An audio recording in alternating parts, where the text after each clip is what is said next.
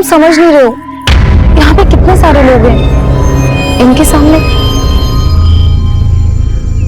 अरे कहाँ जा रहे हो? तुम पागल हो क्या? ये किसका बच्चा उठा लाए? इसमें किसी का बच्चा नहीं है। देख देख, खाली है। खाली है तो फिर हमारे किस काम का? वहां भी तो बेकार ही पड़ा था, कम से कम हमारे इसके तो काम आएगा।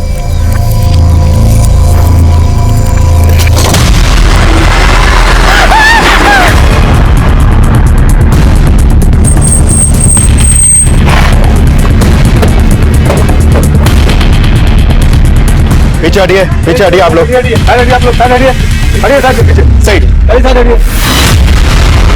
सर हम झूठ नहीं बोल रहे, ये प्रेम वहाँ लवारिस पड़ा हुआ था। सोने सर, दोनों का फोन नंबर और एड्रेस लो। सर, लाश का सर गायब है और बॉडी को कई टुकड़ों में काटकर इन बच्चों के कपड़ों में भरा गया है और फ्रेम के निचले वाले हिस्से में डालकर बॉडी को यहाँ पे डंप किया गया। सर, बॉडी को यहाँ गार्डन में लाकर डंप किया गया, तो किसी ने तो देखा होगा। सर गार्डन और गार्डन के आसपास कहीं कोई सीसीटीवी नहीं है, लेकिन लोगों से पूछताछ चल रही है, शायद किसी ने कुछ फिटनेस किया हो। बॉडी को पोस्टमार्टम के लिए भेजिए। हो गया। नमस्कार, आदाब। मैं inspector Adil Khan, crime petrol Dastak में आपका स्वागत करता हूं। मैंने अपने करियर में कई मर्डर केसेस सॉल्व किए, लेकिन यह केस काफी लिहाज से अलग था। लाश को ठिकाने लगाने के लिए कोई प्रेम का इस्तेमाल करे, ऐसा मैंने पहले कभी नहीं देखा था। और जो लाश हमें मिली थी वो मंजू शर्मा नाम की एक लड़की की थी। लाश को 22 टुकड़ों में काटा गया था और लाश का सर गायब था, लेकिन 3 महीने बाद भी हम उसकी पहचान पता नहीं कर पाए थे। अब ये केस बैकलॉग में चला गया, लेकिन 3 महीने बाद फिर से वही माहौल बना जिसने हम सबको हिला के रख दिया।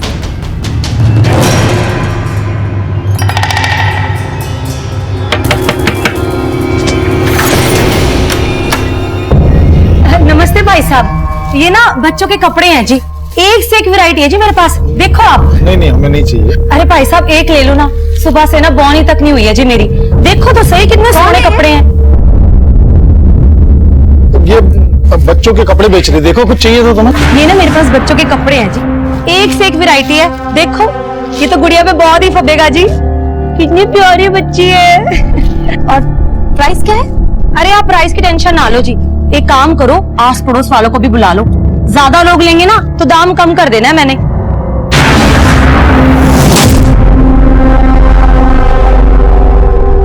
ये देखो जी बहन जी, एक से एक वैरायटी है मेरे पास। ये सारे कपड़े ना लुधियाना की फैक्ट्री से लेके आती हूँ जी मैं। ये कपड़े अगर आप मॉल में जाओगे ना 10 गुना ज्यादा रेट पे मिलेंगे आपको। देखो तो आप फैब्रिक नहीं देख रहे हो जी, देखो इसका कलर कितना सुंदर है। ये मैं माधव को ट्राई करवाती हूँ।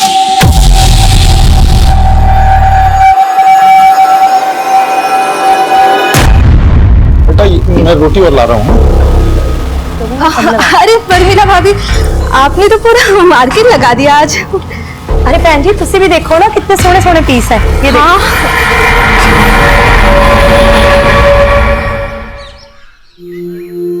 माँ, आंखें तुम्हें कितनी अच्छी मेहंदी लगी है, मुझे भी ऐसी मेहंदी लगवानी है।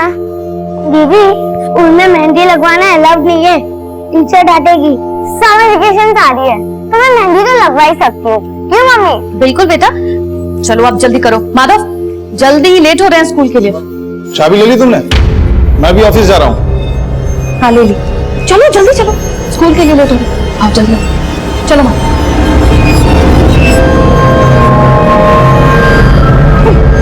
आराम से।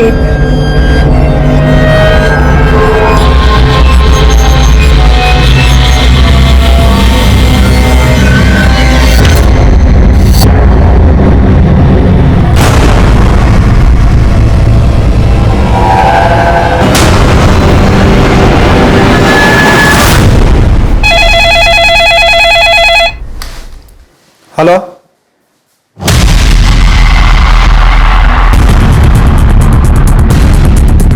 चेक करो।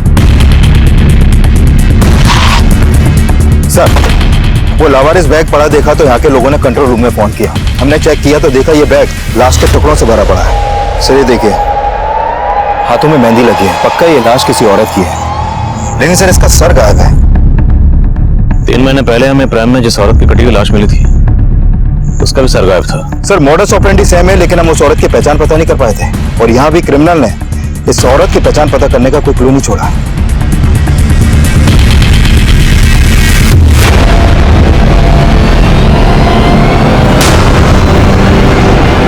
पापा पापा बोलो ना, मम्मी कब आएगी? आ जाएंगी बेटा, जल्दी आ जाएंगी।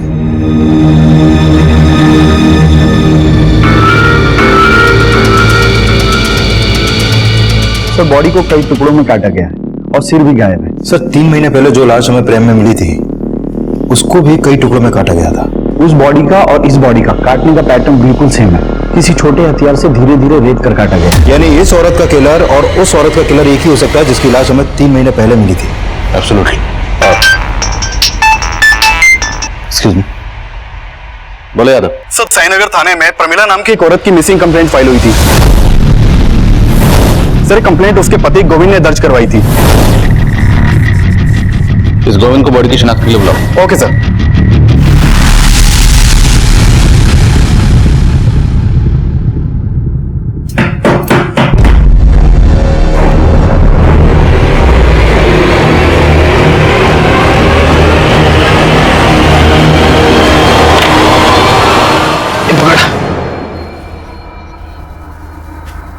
लुधियाना से तो तू कल ही निकल गया था और तू अब घर आया है।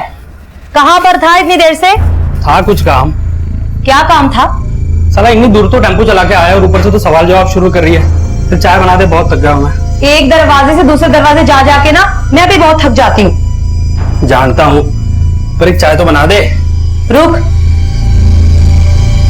तू ना ये सब्जी काट दे। खाना खाना है ना तो मदद करनी पड़ेगी मेरी।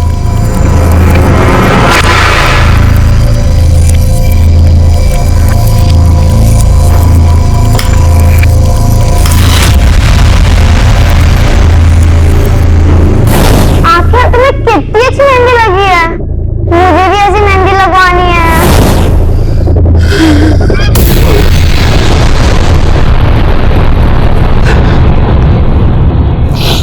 कल आखिरी बार मेरी प्रमिला से फोन पे बात हुई सर।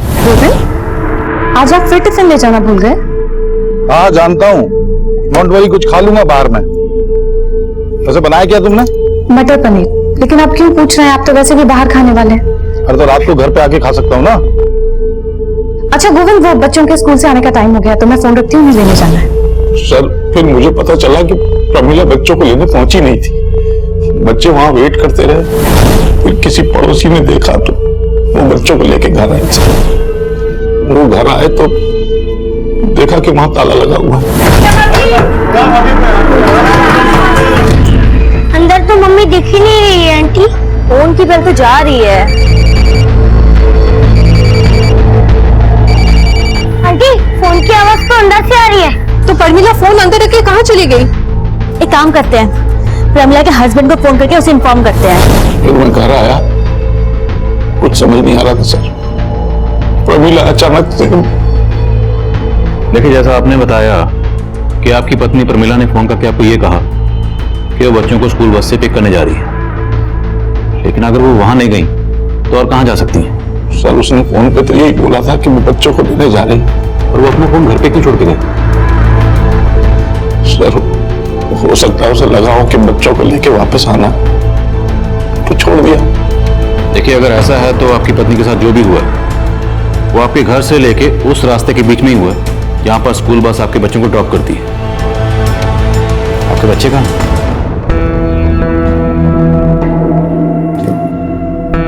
अरे आप लोग खाना क्यों नहीं खा रहे हो? देखो मम्मी आ जाएंगी। अगर यहाँ मन नहीं लगा तो हमारे घर चलो, बादल भी स्कूल से आ जाएगा, फिर खूब मस्ती करेंगे, खेलेंगे और खाना भी साथ में खाएंगे। चले? मुझे कुछ नहीं खाना आंटी। बेटा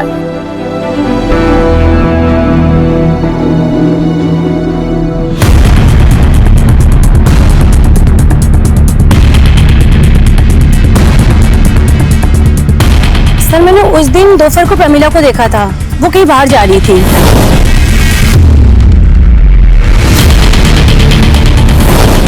तो उस दिन प्रमिला को देख के आपको लगा कि वो कुछ अपसेट है या आपको कुछ अजीब लगा? नहीं सर, ऐसा कुछ भी नहीं लगा, क्योंकि वो हर रोज बस स्टॉप जाती थी बच्चों को लेने। बेटा अब बड़े हो ना, समझदार हो, भाई को समझाओ ना। मम्मी आ जाएगी जल्दी। पापा पापा मम्मी कहाँ है? मम्मी आएंगी बेटा, मम्मी आ जाएंगी। आप सर, ये हमारी पड़ोसी। मैं मेघना। मैं विद्या। बेटा कौन से स्कूल में पढ़ते हैं आप लोग? सर ये 3rd में है, ये 4th में। कविन जी, देखिए आपकी पत्नी की लाश यहां से 10 किलोमीटर दूर सिंगुजा में मिली। आपको किसी पर शक, किसी से कोई झगड़ा या दुश्मनी? नहीं सर, ऐसा तो कुछ समझ नहीं आ रहा। प्रमिला जी वर्किंग थी या हाउसवाइफ? सर थी तो हाउसवाइफ, लेकिन साथ साथ में शेड्यूल की मेंबरशिप ले रखी थी। शेड्यूल मतलब? Schedule enterprises sir, beauty product बनाते हैं ये लोग। तो प्रमिला आसपास पड़ोस में और रिलेशन में ये प्रोडक्ट बेचती थी।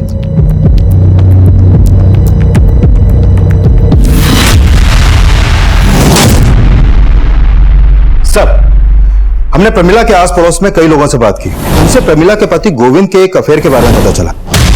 अफेयर? हाँ सर, एक्चुअली प्रमिला के पड़ोस में एक विद्या नाम की औरत भी रहती है। सर ये विद्या अभी 4 महीने पहले ही अपने पति के साथ वहां पर शिफ्ट हुई थी।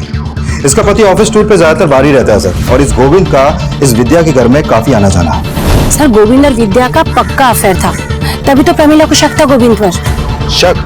सिर्फ शक ही नहीं था सर, गोविंद और प्रमिला का तो आए दिन इसी बात पर झगड़ा होता रहता था। और सर प्रमिला के दोनों बच्चों को बस स्टैंड से विद्या ही घर लेकर आई। और विद्या का गोविंद से अफेयर है। और गोविंद ने हमें यह बताया था कि प्रमिला ने सिर्फ फोन पर यह कहा था कि वो बच्चों को स्कूल बस से लेने जा रही। लेकिन हो सकता है कि प्रमिला ने गोविंद को ऐसा कुछ कहा ही ना हो, बल्कि इस गोविंद ने खुद प्रमिला को कहीं बुलाया और उसका कत्ल कर दिया। बुलाओ इन दोनों। Okay sir.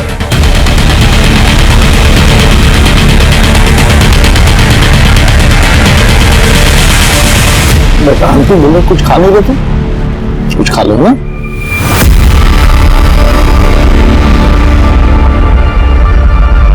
गोविंद जी आपको हमारे साथ थाने चलना होगा, और विद्या जी आपको भी। मुझे क्यों? थाने चलिए, बताते हैं। मेघना जी बच्चों का ख्याल रखना।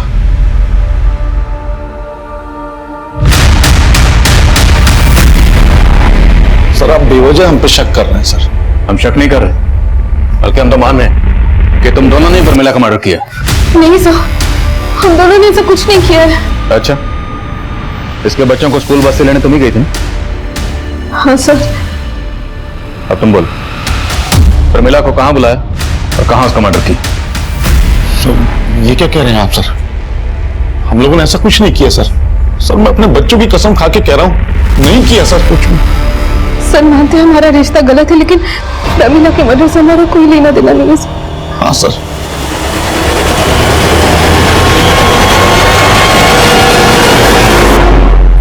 इस बार बिल्कुल रद्दी माल लेकर आया तो लुधियाना से, कोई माल खरीदने को तैयार नहीं हो रहा। ऐसा करेगा ना तो धंधा चौपट हो जाना है अपना। हाँ, घूर क्या रहा है? मारेगा मुझे? आराम से। आजकल ना बहुत गुस्सा आने लग गया तुझे। ठीक से रख सामान, काम में दिमाग लगता नहीं है तेरा बस।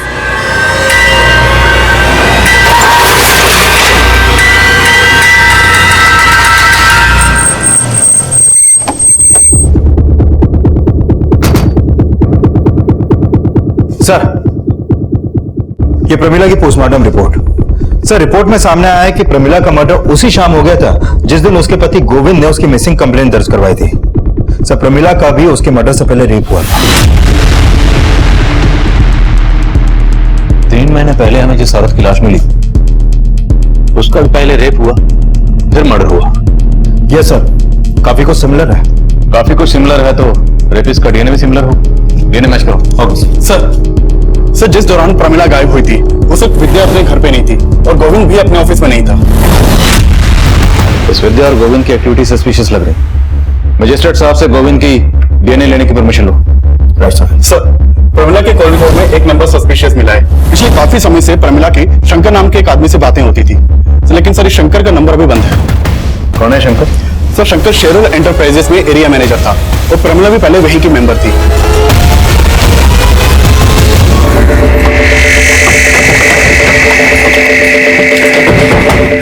यस सर, शंकर पहले हमारी कंपनी में था, उसी ने प्रमिला को हमारी कंपनी में इंट्रोड्यूस किया था, पर सर बाद में प्रमिला ने उसकी कंप्लेंट की। सर कैसी कंप्लेंट? शेरुल एंटरप्राइजेस का जो प्रोडक्ट इस बार मेरे बनाए हुए मेंबर्स को अलॉट हुआ है वो नकली है। ये आपसे किसने कहा? अरे किसने कहा मतलब, मैंने खुद चेक किया है। देखिए मैम आप इधर आइए। मुझे कहीं आने की जरूरत नहीं है, आप मेरी बात सुनिए। शेरुल एंटरप्राइजेस का टैग उस प्रोडक्ट पे है लेकिन प्रोडक्ट नकली है। मैम आप आराम से बात कीजिए, मैं आपको प्रमिला की कंप्लेंट जायज थी सर। हमने इंक्वायरी की तो पता चला कि सिर्फ प्रमिला नहीं, ऐसे कई और औरतों को भी चीट कर रहा था।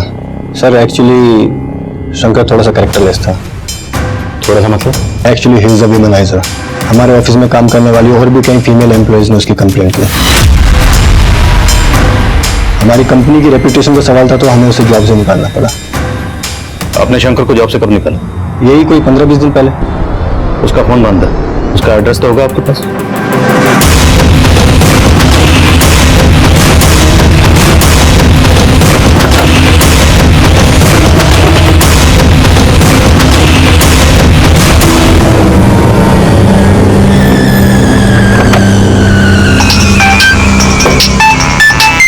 हाँ विकास। सर शंकर के घर में ताला लगा है। आसपास में पूछा लेकिन किसी को भी नहीं मालूम कि इस वक्त कहाँ है वो। अब गोविंद और विद्या के अलावा ये शंकर भी हमारा सस्पेक्ट है। इस शंकर के लिए लुकआउट नोटिस जारी करो। नमस्ते जी, मैं शंकर शिरू ब्यूटी प्रोडक्ट से। मैंने आपको कॉल किया था ना? जी जी, आइए प्लीज। Thank you.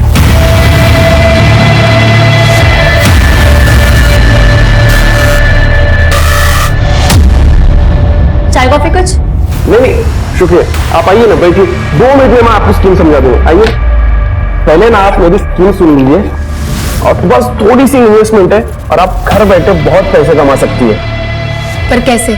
बहुत ही सिंपल है मैम। जैसे ही आप हमारी कंपनी की मेंबरशिप लेंगी तो आपको एक ऐसी प्रोडक्ट की दी जाएगी और आप अपनी ही तरह बाकी लोगों को भी एक प्रोडक्ट बेच के अच्छे पैसे कमा सकोगी। और हाँ मैम, हमारे कंपनी से आपको अच्छे बेनिफिट्स भी मिलेंगे और अच्छी मार्जिन भी मिलेगी।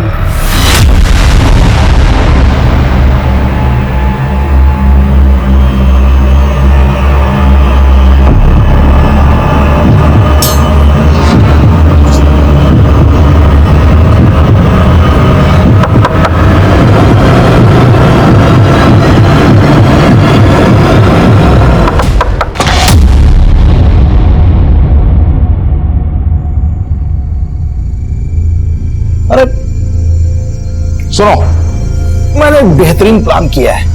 समर वेकेशन पे तुम दोनों को लेके शिमला चल रहे हैं घूमने, ठीक है? सबसे पहले खाना खाते हैं, खाना खाते खाते प्लान करते हैं। आ जाओ।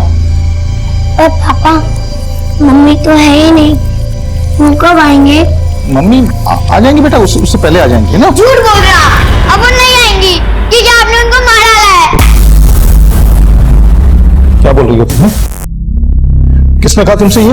सब ये कहते हैं कि आपने और विद्या आंटी ने मिलकर मम्मी को मार डाला। झूठ बोलते हैं सब बेटा, ऐसा कुछ नहीं किया। आप झूठ बोल रहे हो। अब आप हम दोनों को भी मार डालोगे ना? बेटा ऐसा मत बोलो। मुझे ऐसे बात नहीं करनी। चलो अब। तृप्ति, माधव, बेटा तृप्ति, बेटा बेटा दरवाजा खोलो तृप्ति। माधव,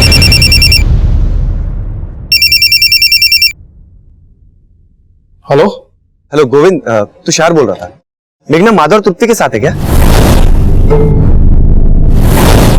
नहीं तो यहाँ तो नहीं है मेघना। पता नहीं कहाँ चली गई। उसकी शॉप भी बंद है, फोन भी नहीं लग रहा उसका। गोविंद, मैं माधव को थोड़ी देर तुम्हारे यहाँ छोड़ दूं क्या? मैं उसकी मम्मी को ढूंढ लूंगा जब तक। हाँ छोड़ दो।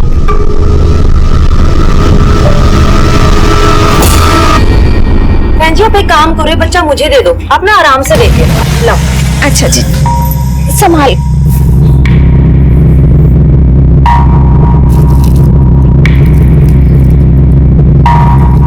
डिजाइन कुछ खास नहीं है, आपके पास कोई और कलेक्शन है? जी कलेक्शन तो बहुत है मेरे पास, लेकिन वो क्या है ना, जल्दबाजी में मैं लेके नहीं आ पाई। आप ना एक काम करो, आप ना मेरे गोदाम में आ जाओ, वहां ना आपको बहुत सारी वैरायटी देखने को मिलेगी जी। और बहन जी आपका गोडाउन कहाँ है? आप एक काम करो, पेन और पेपर ले आओ, मैं गोडाउन का एड्रेस लिख के दे देती हूँ आपको। अभी राइट। हाँ।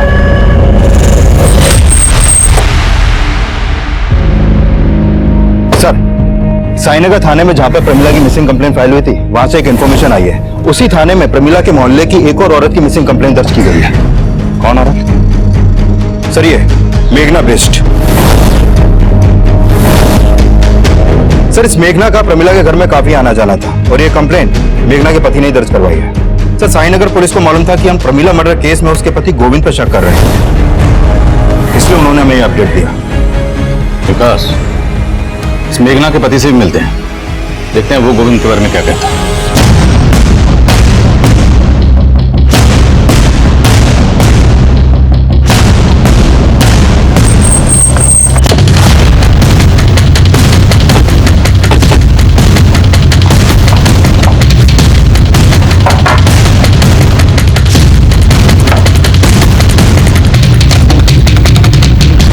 सर, साईनगर थाने की पुलिस भी मुझसे विद्या और गोविंद के बारे में पूछ रही थी, क्योंकि उनको डाउट था कि प्रमिला के मर्डर में उन दोनों का हाथ हो सकता है। लेकिन मेरी बीवी को लगता था कि प्रमिला के मर्डर में गोविंद और विद्या नहीं हो सकते।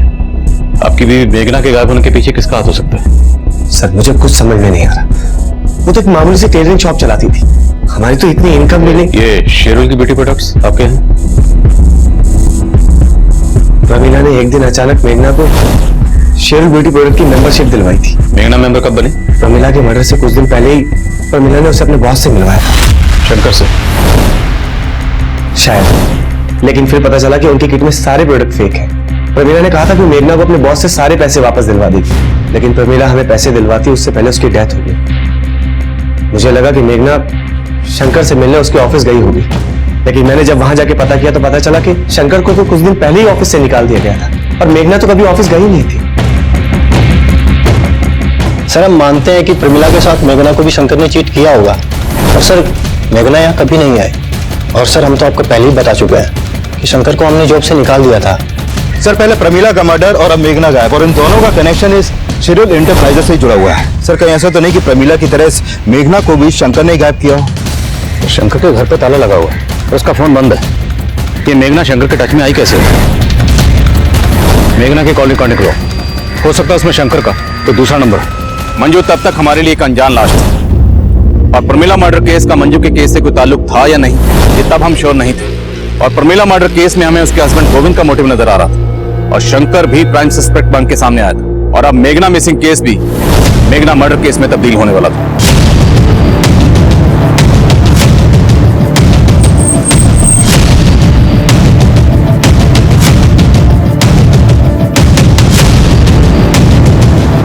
सर, इस औरत की बॉडी को भी चॉप करके डंप किया गया, इसका सर भी गायब है। कहीं ये मेघना तो नहीं?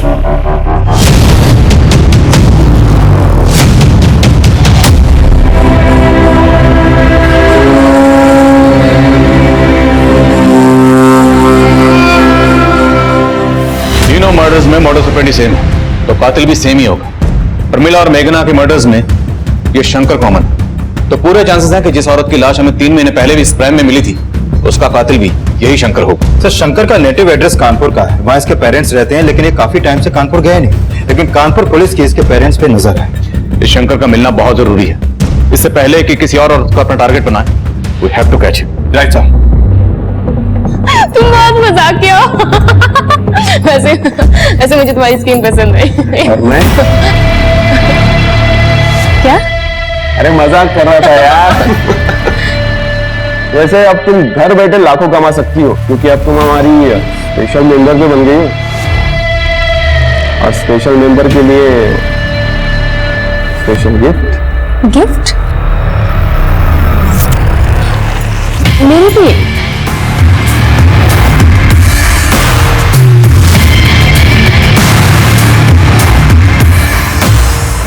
Thank you. सर, इस मेघना के कॉल रिकॉर्ड में ऐसा कोई नंबर नहीं मिला जो शंकर से कनेक्टेड हो। लेकिन सर, जिस समय मेघना का फोन रानीगंज मार्केट में बंद हुआ, उस समय गोविंद का फोन भी वहां पर एक्टिव था।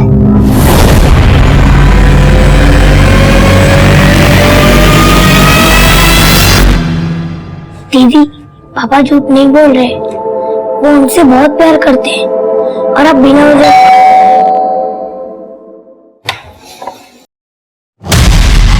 ले चलो इनको। लेकिन मेरी बात सुनिए सर। चलिए चलिए। पापा देखिए मेरी बात। पापा पापा अंकल अंकल कहाँ ले जा रहे हो मेरे पापा को? पापा पापा झूठे हैं। पापा नहीं मम्मी को मारा है। अरे मैं कुछ नहीं किया यार, आप लोग बार बार पकड़ लेते हो सर, समझते क्यों नहीं आप लोग? पहले तू हमें समझा। प्रमिला को तुमने मारा विद्या के लिए, लेकिन मेघना को मारने के पीछे तेरा मोटिव क्या था? सर मैं बार बार कह रहा हूँ, न मैंने मेघना को मारा न प्रमिला को मारा। सर आप कैसी बात कर रहे हैं? जिस दिन मेघना का फोन रानीगंज में स्विच ऑफ हुआ उस दिन तेरा फोन वहीं एक्टिव था। अब ये महज इत्तेफाक तो नहीं हो सकता? सर मैं रानीगंज मार्केट गया था, लेकिन मैंने रानीगंज मार्केट क्यों गया था? सर मुझे मेघना पे शक था, इसलिए मैंने सोचा कि कहानी मत सुना। मैं सच कह रहा हूँ सर, मुझे मालूम था कि मेरी पत्नी प्रमिला ने मेघना को अपना सूट सिलने के लिए दिया है, तो मुझे लगा जिस दिन वो गायब हुई है उस दिन उसकी दुकान पे जरूर गई होगी, और मैंने मेघना से बात भी की। सर मेघना जी, प्रमिला ने बताया था कि आपके यहाँ उसने सूट सिलने के लिए दिया था, तो आखिरी बार जब बच्चों को लेने आई होगी तो आपकी दुकान पे तो जरूर आई होगी। आप नहीं गोविंद भैया, वो मेरे पास नहीं आई थी। अगर वो आई होती तो मैं आपको पहले बता देती। लेकिन आपको मुझे लेट हो रहा है, मैं भी चलती हूँ। हाँ?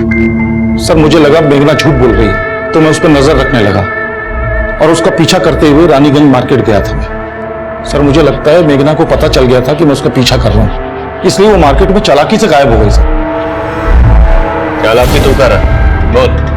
मेघना और प्रमिला को मारने के पीछे की असली कहानी क्या है? और विद्या को इसलिए फंसा रहा था ना ताकि पहले उसका रेप करे फिर मर्डर। सर क्या कह रहे हैं सर, मैंने ऐसा कुछ नहीं किया, मैं बार बार आपको बोल रहा हूँ सर। तेरी डीएनए रिपोर्ट से साफ हो जाएगा कि तूने मेघना का रेप भी किया है। सर डर मत देना। सर मेरी बात का हम यही अंदाजा लगा रहे थे कि बाकी विक्टिम्स की तरह मेघना का भी रेप हुआ होगा, पर पोस्टमार्टम रिपोर्ट ने हमारे इस अंदाजे को गलत साबित कर दिया। मेघना का रेप नहीं हुआ था। पोस्टमार्टम रिपोर्ट हमें उलझा रही थी क्योंकि मेघना का कत्ल बिल्कुल वैसे ही हुआ था जैसे मंजू और प्रमिला का हुआ था, और उन दोनों का रेप भी हुआ था। उन दोनों की बॉडी पर मिला डीएनए रेपिस्ट के डीएनए से मैच हो गया था, और शक की बुनियाद पर हम गोविंद के डीएनए को उस डीएनए से मैच करवा रहे थे। शंकर की तलाश अब भी जारी थी क्योंकि शंकर का कनेक्शन मेघना और प्रमिला दोनों से नजर आ रहा था। हम मेघना और प्रमिला से जुड़ी हर छोटी से छोटी बात पता करने में लगे हुए थे, और इसी तफ्तीश के दौरान हमारी नजर में 2 सस्पेक्ट आए। सर प्रमिला के घर में एक औरत आती थी जो छोटे बच्चों के कपड़े दिखाती थी यहाँ पे, और साथ में उसका पति भी आता था टेम्पो में। और प्रमिला के मर्डर के बाद वो दोनों अचानक आना बंद कर दिया। लाश के टुकड़ों को 4 से 6 साल के बच्चों के कपड़ों में छुपाया गया। अच्छा कौन थी वो औरत, कुछ मालूम है तुम्हें? सर वो बोलती थी कि लुधियाना में किसी फैक्ट्री से वो सामान उठाती है और इधर लाके बेचती है। सर जो औरत प्रमिला और मेघना के घर बच्चों के कपड़े बेचने जाती थी उसका पता चल गया। चित्रा नाम है उसका, और उसके पति का नाम है नवीन। सर ये दोनों हस्बैंड वाइफ आसपास की कॉलोनियों में डोर टू डोर जाकर कपड़े बेचते हैं। चित्रा और नवीन रहते कहाँ? सर ये लोग मुकुंद नगर में रहते हैं। ये मुकुंद नगर रानीगंज के पास ही पड़ता है जहां पर मेघना का फोन बंद हुआ था। मिलते हैं इस मियां बीवी से।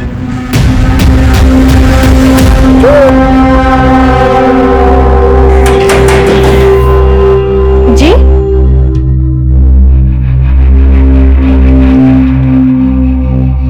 जी बोलिए।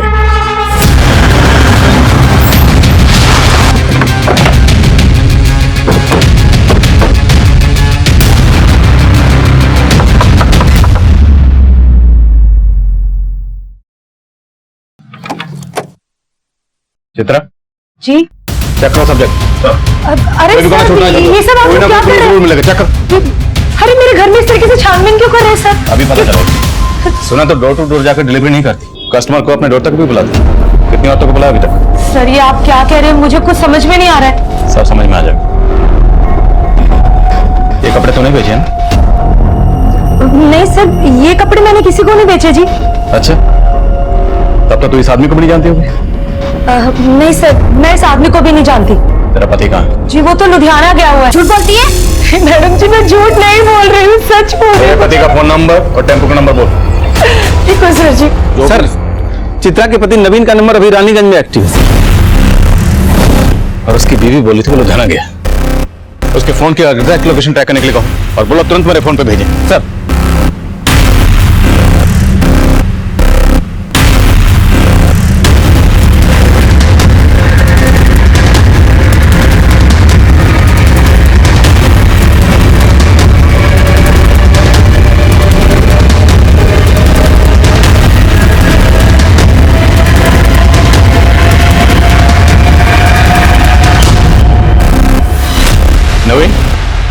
जी साहब बोलिए।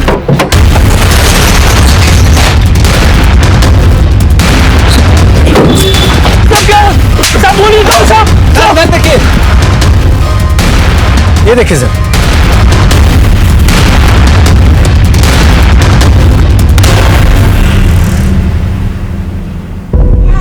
ये बच्चा कहाँ से आया? साहब मुझे नहीं पता है बच्चा मेरे टेम्पो में कैसे आया साहब। तो औरतों का रेप और कत्ल करने के साथ साथ बच्चे भी चुरा के बेचता है। साहब मैं सच बोलता हूँ, पता नहीं बच्चा कैसे आया टेम्पो में साहब। साहब यकीन मानिए मैंने कुछ नहीं किया साहब। तू जो करता तेरी बीवी भी जानती है ना? सीधा सीधा बोल वरना उधेड़ के रख देंगे। साहब मैं लुधियाना जा रहा था, वो रानीगंज मार्केट से गारमेंट वाले का पेमेंट उठाना था इसलिए मैं वहां रुक गया। आप चाहे तो पता कर सकते हैं। ये ऐसे नहीं मानेगा, उधेड़ ऐसे बोल। साहब मैंने कुछ नहीं किया साहब। साहब मैंने कुछ नहीं किया। साहब मैंने कुछ नहीं किया। साहब सर, इस नवीन को बहुत तोड़ा लेकिन वो किसी भी मर्डर में अपना हाथ होने से इनकार कर रहा है और मैंने कंफर्म किया कि वो आज वाकई में रानीगंज के गारमेंट शॉप से अपना पेमेंट लेने गया था। मुझे सर नवीन की बीवी चित्रा ने उस बच्चे को आइडेंटिफाई किया है जो उनके टेम्पो में मिला था। उसने बताया कि वो बच्चा उसकी एक कस्टमर अनुषा का है। लेकिन सर चित्रा इस बात से खुद हैरान है कि बच्चा उसके पति नवीन के टेम्पो में कैसे पहुंचा। अनुषा, पता करो ये अनुषा कहाँ रहती है। सर,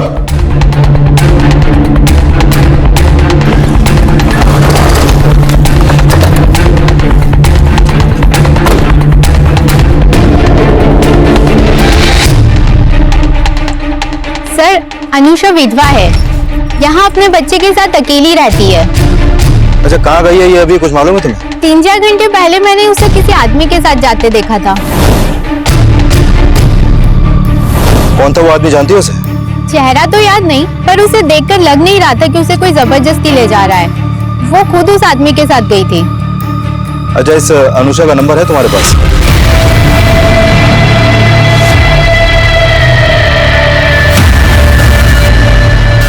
सर अनुषा का फोन भी रानीगंज मार्केट में बंद हुआ था। रानीगंज, और रानीगंज से हमने नवीन को पकड़ा था बच्चे के साथ। सर ये नवीन अभी भी कुछ नहीं उगल रहा है और मैंने कंफर्म किया कि ये अनुषा के घर के बाहर देखा ही नहीं गया है। सर हो सकता है ये अनुषा किसी और के साथ मार्केट गई हो। शंकर, हो सकता है ये नवीन शंकर को जानता और अनुषा का बच्चा शंकर ने नवीन को दिया।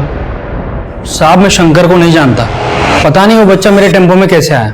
साहब साहब साहब मैं कुछ नहीं आया साहब। साहब मैं सिर्फ बोल रहा हूं साहब। सर शंकर के पेरेंट्स का नंबर हमारी सर्वेलेंस पे था। सर शंकर के पेरेंट्स के नंबर पे इस नंबर से फोन आया था। जब इस नंबर के बारे में पता किया तो पता चला कि ये शंकर का ही दूसरा नंबर है जो आगरा के एड्रेस पर रजिस्टर्ड है। सर ये नंबर को ट्रेस कर लिया गया है, इस वक्त लखनऊ में एक्टिव है।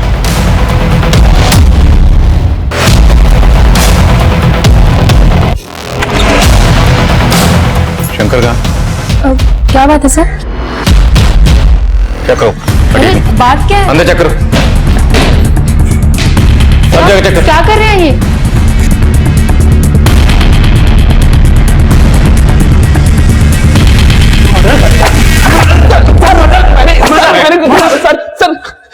सर मैं मानता हूँ कि मैंने कई औरतों को चीट किया है और प्रमिला जैसी कई औरतों को मुझसे प्रॉब्लम भी थी सर, लेकिन मैंने मर्डर नहीं किया सर। तो फिर इतने दिनों से गायब क्यों था? सर मैंने फ्रॉड किया था इसलिए गायब हो गया था। ये ऐसे नहीं मानेगा, प्लीज कंटिन्यू। बोल।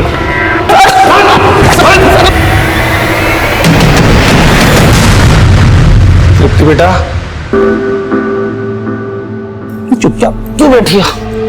पापा ने आज तुम्हारे लिए सरप्राइज प्लान किया है। तुम चाहती थी ना कि तुम भी मम्मी की तरह मेहंदी लगाओ।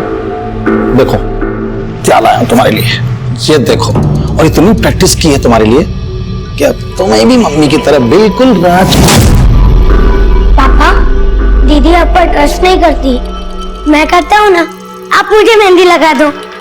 मेहंदी लगाने के बाद पापा मम्मी की तरह तेरी भी हाथ काट देंगे। तृप्ति दरवाजा खोलो। तृप्ति सर जिस दौरान अनुषा का फोन रानीगंज मार्केट में बंद हुआ उस समय शंकर रानीगंज में था ही नहीं और ये भी नवीन की तरह बार बार यही बोल रहा है कि इसका किसी भी मर्डर में हाथ नहीं है। और सर नवीन और चित्रा के घर में भी ऐसा कोई क्लू नहीं मिला है जिससे लगे कि वहां पर कोई मर्डर हुआ है। मेघना का फोन भी रानीगंज में बंद हुआ था और उसकी लाश मिली। अनुषा का फोन भी रानीगंज में बंद हुआ, अनुषा गायब होगी और इसका बच्चा हमें मिला रानीगंज में ही नवीन के टेम्पो में। और जिस पार्क में हमें औरत की कटी हुई लाश प्रेम में मिली थी वो पार्क भी रानीगंज में ही है। और प्रमीला जाने से पहले अपना फोन घर पर छोड़ के गई थी।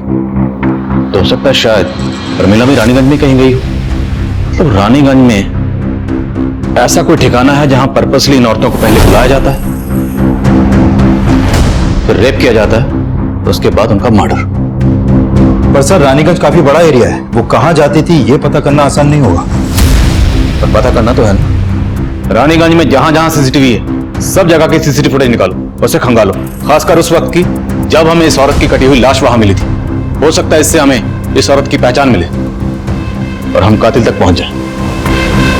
हम अब भी ऐसी कई कोशिशें कर रहे थे जिनको अंजाम तक पहुंचाना आसान नहीं था, लेकिन इन कोशिशों के कुछ नतीजे हमारी टीम का हौसला बढ़ा रहे थे। सर आपका अंदाजा बिल्कुल सही था। प्रमिला की हत्या वाले दिन वो रानीगंज मार्केट के एक सीसीटीवी में कैप्चर हुई थी और मेघना उसी मार्केट के दूसरे सीसीटीवी में।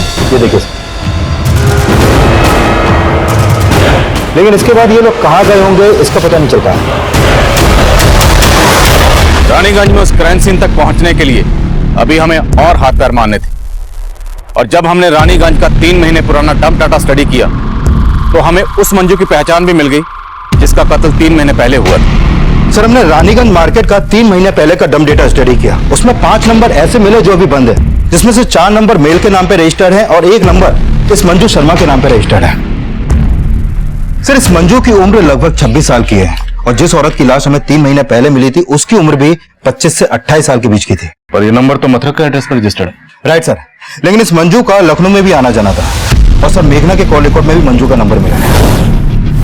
मेघना तुषार की बीवी? हाँ सर, और ये भी पता चला है कि तुषार ने एक गोडाउन रेंट पे ले रखा है जो रानीगंज में है। ये वहां का एड्रेस है सर।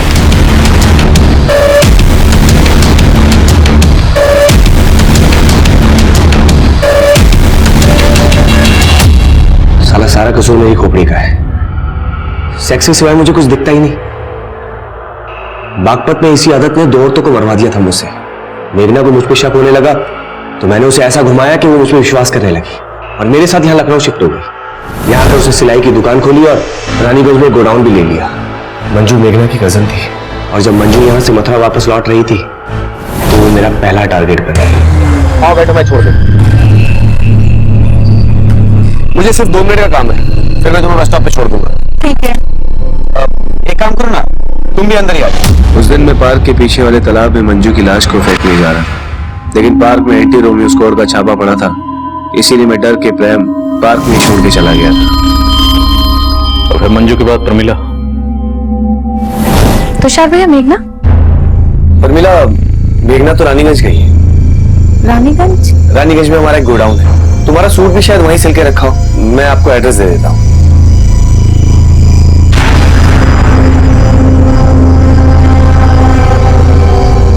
मंजू और प्रमिला के मर्डर के बाद मेघना को मुझ पर शक होने लगा, इसलिए मुझे उसे भी रास्ते से हटाना पड़ा। इसलिए बहाने से मैंने उसे गोडाउन पर बुलाया और फिर मेघना के मर्डर के बाद मैं डर गया था कि मैं फंस जाऊंगा, इसलिए खुद को बचाने के लिए मैंने एक तरफ शंकर का नाम लिया, दूसरी तरफ मैं नवीन और चित्रा के लिए गड्ढे खोद रहा था। पहले भी मैंने उन्हें रानीगंज में देखा था, उनका घर गोडाउन के बिल्कुल नजदीक था। और फिर एक दिन मैंने प्रमिला के घर उनको देखा। मैं अगला टारगेट अनुषा को बनाने वाला था और फिर उसके घर के बाहर भी नवीन और चित्रा को देखा। मैंने सोचा कि अगर मैं अनुषा के साथ कुछ भी करता हूं तो नवीन और चित्रा को फंसा के खुद को बचा सकता हूं, इसीलिए पूरी प्लानिंग के साथ मैं अनुषा के घर पहुंचा। जी बोलिए। आप चित्रा के गोडाउन में कपड़े देखने के लिए आने वाले थे ना? हाँ। लुधियाना से नया स्टॉक आ गया। मैं अनुषा को बहाने से गोडाउन में ले गया, पहले रेप किया और फिर मर्डर करके उसके शरीर के टुकड़ों को फ्रिज में रख दिया। मैं उसकी बॉडी को ठिकाने लगाता उससे पहले ही तुषार एक के बाद एक जुर्म किए जा रहा था और हैरान करने वाली बात यह थी कि तुषार की पत्नी मेघना को अपने पति के इन जुर्मों की हर मोड़ पर दस्तक मिल रही थी, लेकिन उसने इस दस्तक को नजरअंदाज किया। उसकी कजन मंजू पिछले 3 महीने से गायब थी और उसे यह भी अंदाजा था कि हो सकता है मंजू का कत्ल उसके पति तुषार ने किया, लेकिन फिर भी उसने इस बारे में पुलिस को कुछ नहीं कहा, जिसका नतीजा यह निकला कि मंजू और प्रमिला के कत्ल के बाद तुषार का वो घिनौना राज मेघना के कत्ल की दस्तक बन गया। अनुषा ने एक अजनबी की बात पे भरोसा किया, वो उस जुर्म की दस्तक को महसूस ही नहीं कर पाई और नतीजा ये हुआ कि उसका बच्चा अनाथ हो गया। कोई भी जुर्म होने से पहले दस्तक जरूर देता है। इस दस्तक को सुनिए और किसी भी जुर्म को होने से पहले उसे रोकिए। देखते हैं हमारे आज के एपिसोड की दूसरी कहानी। अरे कहाँ दिखा रहे हैं मिश्रा जी, कुछ अच्छा दिखाइए ना। अरे कहीं और देखते इम्पोर्टेड हैं। क्वालिटी है ये सब। हाँ, अरे ये देखो, ये वाला अच्छा है, रंग भी पसंद है, दे दीजिए ना इसको। मिश्रा जी, बहुत बढ़िया है, इसको हमारे लिए पैक कर दीजिए। हमारा पसंद है, नजर गड़ाने का आदत तुम्हारा गया नहीं है। हाँ, अच्छा लगता है तुमको ना हमारा झूठा खाना। काकुल यादव, जबान संभाल के बात करो, समझी? अच्छा कपड़ा पहनने से कोनो अच्छा नहीं लगता। ये बंदरिया जैसी शकल लिए हो ना, ये पहन लोगी तो कुछ अच्छी नहीं लगने लग जाओगी। बंदरिया ये लगोगी, बंदरिया। हम बंदरिया हैं, अपना आईना कभी देखियो। हाँ, बकरी जैसा तुम्हारा मुंह है, और चुपचाप यहाँ से खसक जाओ। छोटा पकड़ पकड़ के जो कूटेंगे ना हम यहाँ, समझ जाना भी तुम। तो हम यहाँ देखना है कि अभी तुम्हारे साथ तुम्हारी मेमनिया बहन को भी ना काट डालेंगे, समझी? दीदी दीदी, एक कपड़वा के लिए इतना बवाल काहे कर रही हैं? चलिए घर चलते हैं, हम बाद में लेंगे कपड़ा। चलिए, चुप रहो तुम। चलो कहाँ, अभी तो खेला शुरू हुआ है। दीदी, इन यादव की बहन लोगों को ना छोड़ना मत, कचर कचर के इनका हिसाब लेना। चलो तुम जिंदा छोड़, अरे काट के रख। हाँ, तुम्हें खत्म करके ही रहेंगे। बहुत तमाशा देख लिए काकुल, तुम्हारा भी हम देख लिए। अरे इसको तो हम मोड़ देंगे काकुल, बंदरिया ऐसी शकल। अरे शांत हो जाओ, ऐसा ही एक दूसरा जोड़ी मंगवा देंगे आप लोग, बस शांत हो जाइए। अरे मिश्रा जी, क्या बात कर रहे हैं हम? इस चिल्लर का हम सेम टू सेम सूट पहनेंगे। आज तो चंपा और काकुल बस इसे जिंदा रखे हुए हैं। दोनों ही दबंग और गुस्सैल थी, इसीलिए उनके झगड़े का कोई पहला किस्सा नहीं था। इससे पहले और इसके बाद भी कई झगड़े हुए, और अब ये दुश्मनी और भी गंदगी पर उतरने वाली थी।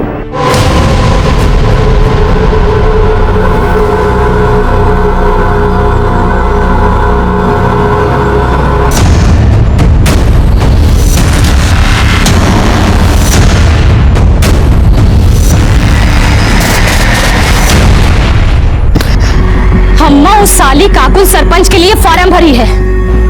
हम चाहते थे कि पिताजी के बाद तुमको सरपंच के लिए खड़ा करेंगे, पर हमको पता है कि उस साली काकुल तुमको कहीं टिकने नहीं देगी। यही मारे अम्मा हम सोच रहे हैं कि इस बार इलेक्शन के लिए हम खड़ा होंगे। उसका सारा जमानत हम जब्त करा लेंगे।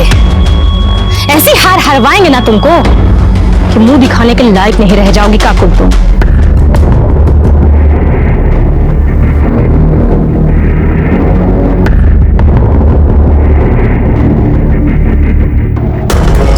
अबे ये क्या हुआ?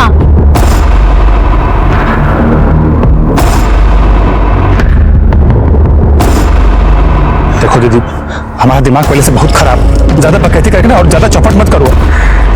अरे बस घर ही में शेर बने रहना, बाहर तो तुमसे मच्छर भी नहीं मारा जाता। क्या हुआ ये सब बताओ, कैसे हुआ है? अरे वो रास्ते में ककोलिया मिल गई थी।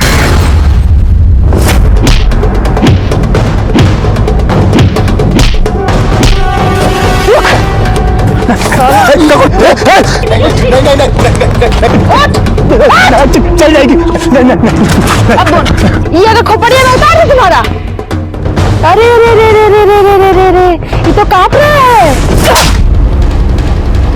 एक और मार इसको, हमारी तरफ से नामर्द कहीं का। तू काकुलिया तुमको डांटी और तुम पैजामे में मुंह दिए। अबे सिंह परिवार का मर्द हो। अरे हम क्या करने दीदी, उसके हाथ में तमंचा था। उसके हाथ में तमंचा था तो ई लो तमंचा, और जहां कहीं भी उसका गोली दिखे ना, कनपट्टी पे लगा देना गोली। बहुत सही किया बिटिया, बहुत सही किया। हमको लाश है तुम्हारी दबंगई पे। अरे बेटा नहीं हुआ तो क्या हुआ, हमेशा की तरह सरपंच का इलेक्शन यादव परिवार से ही जीतेगा। अब तुम होगी। अरे बाबूजी, आपका आशीर्वाद रहा ना तो इस बार पक्का बनेंगे। हमारा आशीर्वाद तो हमेशा ही रहेगा, और इलेक्शन में खड़ा होने के लिए कोई नॉमिनेशन फॉर्म भी तो भरना पड़ेगा ना। वही भर के तो वापस आ रहे थे कि देखिए रवि इसको छेड़ रहा है। देखिए ना, पॉइंटे में मुदवा दिए उसको, देखिए। दीदी, हमको अभी भी लगता है कि आपको रवि को इतना बेइज्जत नहीं करना चाहिए था। अरे थोड़ा सा वार्निंग देके छोड़ देती, सब वहीं खत्म हो जाता। अब पता नहीं वो चंपा बदले लेने के लिए क्या क्या करेगी। तुम पगला गई हो का? वो चंपा कुछ करेगी और हम यहाँ घर में मुंह पे टेप साट के बैठे रहेंगे। दीदी ये नहीं जाके चुपचाप पढ़ो। अरे गीता, काहे डरती हो? हमने बहन को देख, इससे कुछ सीख। तेरा यही हाल रहा ना कि चंपा सिंह और उसके परिवार का सामना अकेले काकू को ही करना पड़ेगा। रवि, तमंचा चलाने के लिए ट्रेनिंग की नहीं, जिगर का जरूरत है। दुश्मन सामने हो ना, लगा दो कनपटी पे, बाकी जो होगा देखा जाएगा ना। और रही बात उस काकुल की, उसको तो हम नहीं छोड़ेंगे, जिंदा गाड़ के रख देंगे तुमको काकुल हम।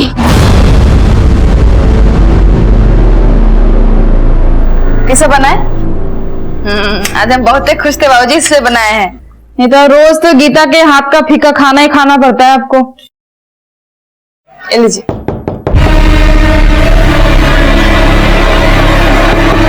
अब इतनी रात को कौन आ गया? ए डरपोक, दरवाजा इधर है, जाके खोल। नहीं दीदी, हम नहीं खोलेंगे, हमको पक्का पता है चंपा है। अपने भाई का बदला लेने आइए, हम नहीं खोलेंगे। हम यहाँ बैठे हुए हैं ना, जाके खोल। बाबूजी बोलो ना दीदी को। जा, ये लीजिए। कौन है? कौन? कौन?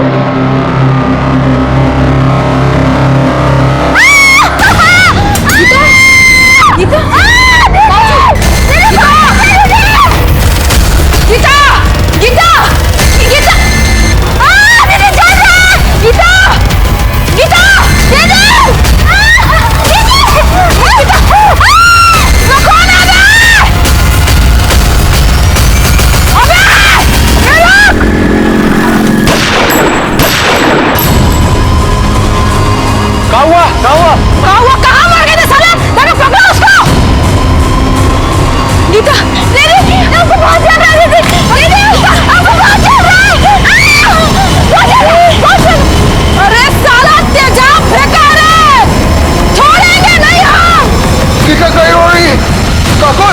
अरे इसमें क्या हुआ?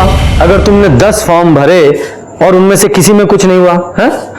ठीक है, टेंशन मत लो, गीता पढ़ा करो, उसमें साफ लिखा है कि कर्म करो, फल की चिंता बिल्कुल मत करो। हमारी बात सुनिए, आप अंदर ऐसे नहीं कर सकते, हमारी बात सुनिए। शांत शांत, क्या हुआ? क्या कंप्लेन है आपकी? हमारी बहन गीता पर एसिड फेंका गया है, उसका पूरा चेहरा में एकदम जल के लाल हो गया है। हमको पता ही चंपा करवाई, अगर आप कुछ करते हैं ना तो ठीक है, तो उसको तो हम जान से मार ही देंगे। देखिए देखिए, शांत रहिए और तमीज में भी, ये पुलिस स्टेशन है, तुम्हारा मोहल्ला नहीं है। आप ना हमको जानते नहीं है, इसलिए अपना जो ज्ञान दे रहे हैं ना, देना बंद कीजिए। अरे चुप रहिए विजय,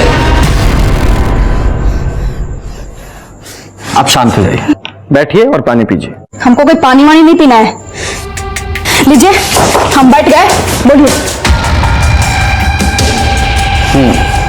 तो तुमने कहा है कि चंपा ने तुम्हारी बहन पर एसिड अटैक करवाया है, उसकी क्या दुश्मनी है तुम्हारी बहन से या तुमसे? साहब, ये यादव और सिंह परिवार की पीढ़ियों से चलती आ रही दुश्मनी है। शुरू से ही गांव के सरपंच या तो ई कंकुआ के परिवार से बनते हैं और या फिर वो चंपा के परिवार से, बस इसी बात को लेकर झगड़ा रहता है। काकी, ये भी तो बताओ ना, सिंह परिवार का एक भी सरपंच आज तक गांव वालों के लिए कुछ नहीं किया, सारा पैसा अपना पॉकेट में रख के निकल लिया। अच्छा, तो सिंहासन का झगड़ा है। देखो, ये झगड़ा ना रामायण और महाभारत काल से चला आ रहा है, सब लोग देखते हैं, सुनते हैं, पढ़ते हैं, पर अमल कोई नहीं करता। तो तुम्हारी दुश्मनी उस चंपा से नहीं, उसके परिवार से है। ये कही बात है इंस्पेक्टर साहब, और इसीलिए उसने तुम्हारी बहन पे एसिड अटैक करवाया। इसीलिए नहीं, उसका जो निकम्मा भाई है ना रवि, हमारी बहन गीता के साथ जबरदस्ती कर रहा था। क्या कर रहे हो? तुमको नहीं पता क्या कर रहा है? हम चिल्लाएंगे, सबको बुला लेंगे। छोड़ो हमको। चिल्लाओ, हमको तो और मजा आएगा। साला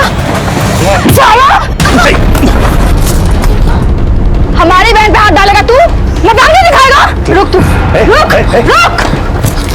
हम धर लिए, खूब सबक सिखाए सबके सामने। ये जो खड़े हैं ना, इनको सहेट के 2 चट्टा मारो और जितना चाटा मारोगे ना उतना पैसा देंगे। चलो। अरे रे रे रे खट्टा मारते से सहेट के मारो ना एकदम। चलो। ये तो तुम्हारा झगड़ा चंपा से नहीं उसके भाई से हुआ? झगड़ा पूरा सिंह परिवार से है और आज से नहीं है, कब से है। और चंपा से ना हमारा झगड़ा एक बार नहीं हुआ है, 1000 बार हुआ है। और पहली बार उससे हमारा झगड़ा 6 महीना पहले हुआ था, जब हम बाबूजी से मिलने जेल गए थे। वो भी वहां आई थी किसी से मिलने के लिए। एक्सक्यूज मी, पीछे हटो, यहाँ टप्पा लगाओ, ये लो। ए, बाबूजी का ब्याह हुआ है का? हाँ, पीछे जाने तो देख कंटाप के पीछे खींच के। अबे तुम तो खालती बोलती रहती हो, हम तुमको देंगे। और उस दिन जो लड़ाई शुरू हुआ ना, आज तक खत्म नहीं हुआ है वो। और कितनी बार तो जबरदस्ती झूठ मूठ कर लड़ी हो हमसे। हम कोई कम थोड़ी है, ईंट का जवाब ना पत्थर से दिया उसको।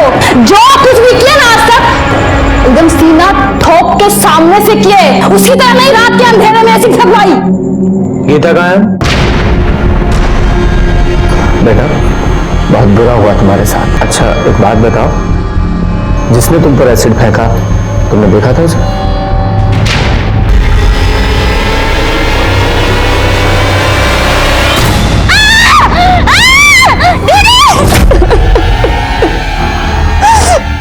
भाग गए सबके सब साले। अगर पकड़े जाते ना तो उनको जिंदा नहीं जला होना तो काकुल हमारा नाम नहीं। और छोड़ने वाले तो हम उसको ऐसे भी नहीं है। चुप हो जा तू। इस समय गीता को तुम्हारी ज्यादा जरूरत है और कानून अपने हाथ में ना ले तो ज्यादा बेहतर होगा, वरना आप खुद मुसीबत में आ सकती हैं। और रही बात चंपा की, तो उसे हम बात करेंगे, समझी?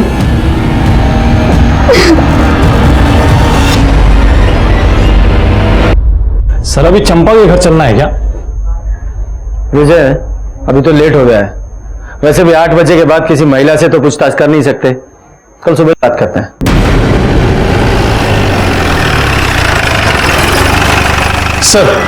सर गीता की फॉरेंसिक रिपोर्ट। सर रिपोर्ट के मुताबिक गीता पर एसिड फेंका गया था। एसिड कहां से आया था और किसने फेंका था यह अभी तक पता नहीं चल पाया है। और सर काकुल के पड़ोसियों का कहना है कि उन्होंने एक आदमी को भागते हुए देखा था, लेकिन उसका चेहरा नहीं देख पाए थे क्योंकि उसने अपने चेहरे पर गमछा बांधा हुआ था।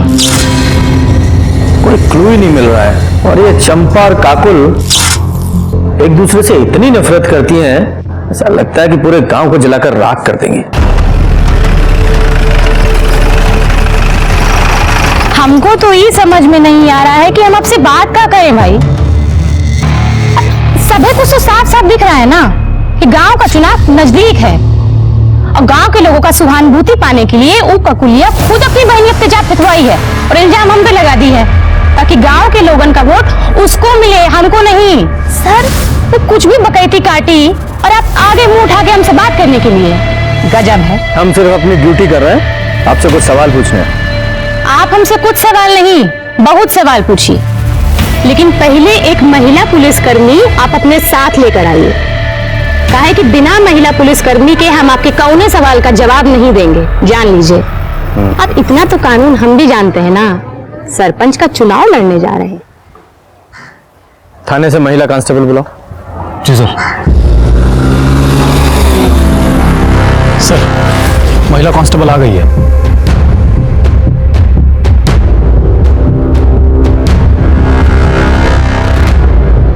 हाँ तो चंपा जी। 1 मिनट सर। रवि जरा हमारी पूछताछ का वीडियो बनाओ ना। अब इनका कहूँ भरोसा, हमरे बयान को कुछ तो उमड़ के पेश कर देंगे, हमरी तो लंका लग जाएगी, है ना? हाँ दे रुको, ये पकड़ो अम्मा। तो हो गई तैयारी? जी दरोगा जी। सवाल पूछे? हाँ पूछिए पूछिए। जब गीता पर एसिड फेंका गया तो आप कहाँ थी? हम अपने घर में थे, खाना खा रहे थे। हमारी अम्मा और भैया से पूछ लीजिए। गीता पर एसिड किसने फेंका? हमको कैसे पता होगा किसने, काहे, क्यों एसिड फेंका?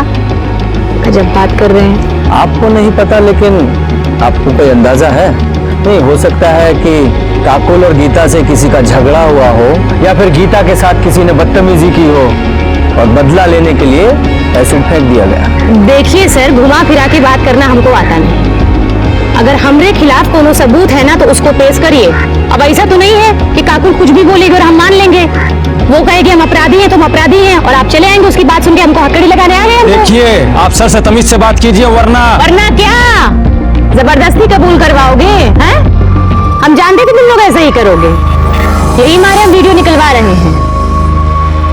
देखो ऐसा है, तुम लोग से निपटना तुमको बहुत अच्छे से आता है, और रही बात उस काकुल की, उसको तो हम देख लेंगे। सर हमको तो लगा था ये काकुल बदतमीज है, पर ये चंपा तो उससे 2 कदम आगे ही निकली।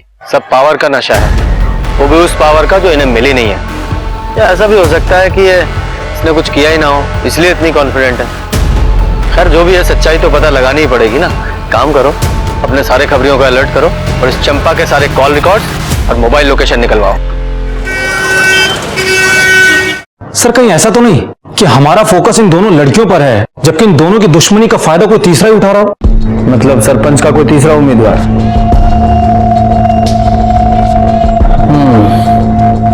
पॉसिबल तो है। चेक करो कोई ऐसा एंगल है क्या। Yes sir. और सर चंपा के बारे में एक इंफॉर्मेशन मिली है। सर 6 महीने पहले चंपा ने एक रिपोर्ट लिखवाई थी कि उसके साथ में रेप हुआ है। रेप एक्यूज्ड का नाम संजय झा है, और सर संजय झा भी जेल के अंदर है और उसका ट्रायल शुरू होने वाला है। और सर ये संजय झा कोई और नहीं बल्कि काकुल का बॉयफ्रेंड है।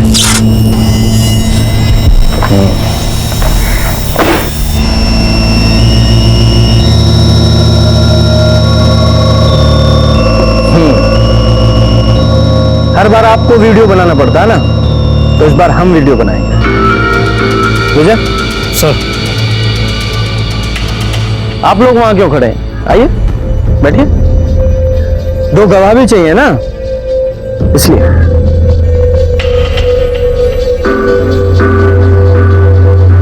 अरे हाँ, आपको कुछ और भी चाहिए होता है ना, लेडी कांस्टेबल। मैडम आप भी आइए फ्रेम में। विजय सब है ना फ्रेम में? हाँ सर, सबके सब फ्रेम में है। सब ठीक है? तो अब बताइए संजय झा का क्या मामला है? मामला तो ये है सर कि जितनी कमीनी ये काकुल है ना, इससे डर कमीना और निच्चड़ इंसान इसका यार है। हमको बोला कि हमारे और काकुल के घर की दुश्मनी को खत्म करवाना चाहता है। काकुल को समझौते के लिए मना लिया है और हमको समझौते के लिए लेने आया है। अब यहाँ तक तो सारी बातें ठीक थी, उसके बाद वो हमको एक उजाड़ खाने में ले गया। अगर तुम दो हमको बोले कि हमको काकुल बुलाई है, तो यहाँ तो कौन है नहीं। हम कह रहे हैं संजय छोड़ दो, हटो, हम कह रहे हैं हमारे साथ तो समझौता कर लो, बिना देखे ना काकुल से बात में। तुम जानते ही तुम्हें सब क्या हो सकता है। हम कह रहे हैं हमको छोड़ दो संजय।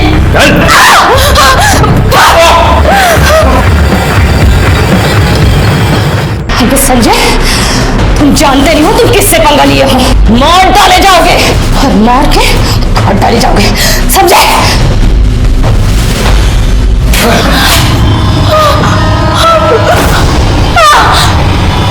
वहां वे जाकर उसने हमारे संग जोर जबरदस्ती की और हमको छोड़कर भाग गया। उसको ये लगा कि उसने हमारी जिंदगी बर्बाद कर दी। हम घर जाके रोएंगे, टूट जाएंगे, और पुलिस के पास जाने के लिए तो हम सोचेंगे भी नहीं, पर ऐसा कुछ नहीं हुआ। हमने पुलिस के पास जाने का तय किया, और आपको मालूम है जिस दिन हम रिपोर्ट लिखवाने जा रहे थे ना, उस दिन हमको धमकी भी आई थी, पर हम डरे वरे नहीं, सीधा वो अंदर। दोषी साबित हुआ है वो, अगले महीने उसकी पेशी। ये संजय कौन सी जेल में? पटना। जी। अरे साहब आप जानते नहीं हो चंपा को, बहुत ही घात चीज है वो। झूठा आरोप लगा के हमको अंदर करवाई है साहब। मतलब तुम वहां चंपा को काकुल से मिलाने नहीं लेके गए थे? वहां क्या साहब, हम उसको कभी कहीं नहीं लेके गए। उस घर में भी उसी ने हमको बुलाया था कि वो काकुल के साथ समझौता करना चाहती है, पर उसकी एक शर्त थी। वो शर्त बताने के लिए हमको वहां बुलाई थी साहब, कि हम काकुल को मना सके। लेकिन साहब जब हम वहां पहुंचे तो हमने देखा चंपा।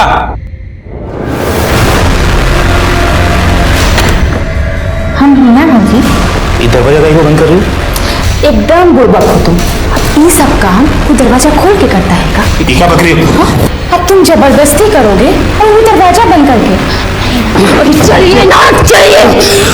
अब काकुल को पता चलेगा कि तू हमरे साथ रेप किया है, तब वो चलेगी, टूटेगी, मर जाएगी वो। और यही हम चाहते हैं, समझे? ठीक भी कर रही हो चंपा तुम।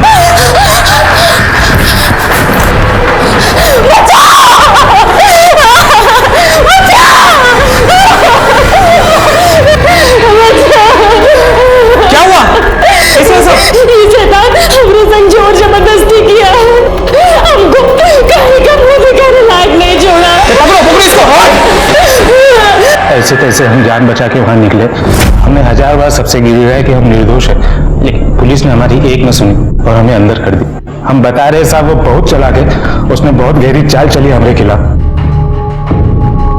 लेकिन चंपा को ये सब करने की क्या जरूरत थी? क्योंकि वो काकुल का जीवन नरक बनाना चाहती थी साहब। हम दोनों शादी करने वाले थे, हम बहुत खुश थे साहब, लेकिन वो खुशी उसको देख ही नहीं गई और उसने हमको फंसा दी साहब। सर चंपा रेप केस की फाइल। सर मेडिकल रिपोर्ट के मुताबिक चंपा के साथ में रेप तो हुआ था, लेकिन स्मिन ट्रेसेस नहीं मिल पाए, जिससे यह साबित हो सके कि उसके साथ में रेप संजय झा ने किया हो सकता है उसने बहुत ही चालाकी के साथ किया हो कि सबूत ही ना मिले, कंडोम वगैरह पहना होगा। उसे अरेस्ट किस बेस पे किया गया था? सर बाकी एविडेंस के बेस पे, मोबाइल लोकेशन और आसपास के लोगों के बयान पर, जिन्होंने उस वक्त उसको वहां पर देखा था। मामला भी कोर्ट में कुछ कह नहीं सकते हैं। वैसे लोग दुश्मनी पूरी ईमानदारी से निभा रहे हैं। हाँ, दुश्मनी से याद आया, तुम्हारे थर्ड पार्टी एंगल का क्या हुआ? सर मैंने तहसील ऑफिस में जाकर पता किया था, चंपा और काकुल के अलावा सरपंच के लिए किसी ने नॉमिनेशन फॉर्म भरा ही नहीं है। अच्छा, तो फिर तीसरा कौन हो सकता है? एक बात और सर, उस दिन काकुल ने हमसे झूठ बोला था। उसने कहा था कि वो पटना जेल में अपने पिता से मिलने के लिए गई है, और पहली बार उससे हमारा झगड़ा 6 महीना पहले हुआ था, जब हम बाबूजी से मिलने जेल गए थे। जबकि उसके पिता तो 1 महीने पहले ही रिहा हो चुके थे। तो फिर किससे मिलने गई थी? संजय झा से। और जब मैंने उससे पूछा कि उसने हमसे झूठ क्यों बोला, तो उल्टा मुझ पर ही भड़क गई कि बोल दिया कोई गुनाह थोड़ी ना किया है। और फिर मुझसे ही पूछने लगी कि आपने अब तक चंपा को अरेस्ट क्यों नहीं किया है। कुछ ज्यादा ही जानकारी और अकड़ है इन लोगों में। आज सबूत नहीं है हमारे पास, वरना अकड़ तो ढीली कर देते इनकी।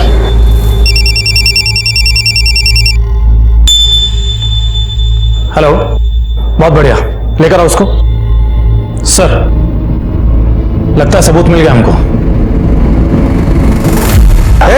चलो साहब आ गए, चल। सर ये मनोज महतो है। हमारे खबरी ने इसको शराब के ठेके पे बोलते हुए सुना था कि एसिड अटैक से बदला लेना बहुत आसान होता है, जिंदगी भर तक याद रखता है। हमारे खबरी ने हमको इन्फॉर्म किया और हमारी टीम इसको वहां से उठाकर ले आई। किससे बदला लेना था? साहब हमने किसी से बदला नहीं लिया और न ही हमको लेना है। तो फिर वो ठेके पर वो एसिड अटैक का क्या राग लाप रहा था तू? साहब वो तो ऐसे ही 3-4 लोग बैठे थे, तो उनके बीच में कॉलर टाइट करने के लिए सब बोल दिए साहब। ऐसे में कुछ किया नहीं है। गीता पे एसिड अटैक क्यों किया था? कौन गीता साहब? इसका नशा ऐसे नहीं उतरेगा, अपने तरीके से को बुलवाओ। सब याद आ गया साहब, साहब याद आ गया साहब। 10,000 रुपया मिला था हमको। ऑफर किसने दिया था? चंपा सिंह ने साहब। तो ये चंपा ने गीता पे अटैक क्यों करवाया? वो साहब हमको नहीं मालूम है, हम तो सिर्फ पैसा के लिए काम किए। हम तो काकुल पे एसिड फेंकने गए थे, लेकिन गीता बाहर आ गई और रात के अंधेरे में समझ में नहीं आया, तो उसी में फेंक के भाग गए। 7 बजे गए थे ना? नहीं साहब, 9 बजे। तेरे साथ और कौन था?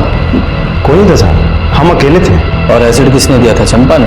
नहीं साहब, हम खुद जुगाड़ किए थे। कैसे? साहब हम बिलालपुर के हैं ना, वहीं एक केमिकल फैक्ट्री में काम करते हैं, तो वहीं से थोड़ा सा चुरा लिए थे। अच्छा। कमला, तुम घर का काम संभालो, हम पुलिस स्टेशन होकर आते हैं। अरे रवि बेटा जल्दी आओ, गाड़ी निकालो। हाँ मैं बस गाड़ी बांध रहे हैं, चलो।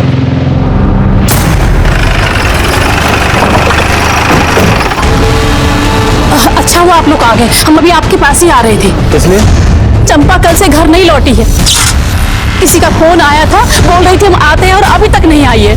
किसका फोन आया था? पता नहीं किसका आया था, हमको तो बड़ी चिंता हो रही है। जाओ पूरे घर की तलाशी लो। अरे तलाशी सर कुछ नहीं मिलेगा, हम कह रहे हैं, हमारा यकीन कीजिए ना। कैसे यकीन करें? क्या पता फोन का बहाना बना रहे हो आप लोग और वो घर में छुपा के रखा उसको।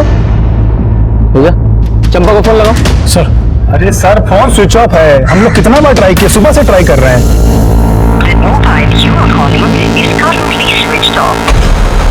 सर फोन तो स्विच ऑफ आ रहा है। हम बोले थे ना सर आपको। सर पूरा घर ढूंढ लिया पर चंपा कहीं नहीं मिली। सर कहा था ना आपसे हमने।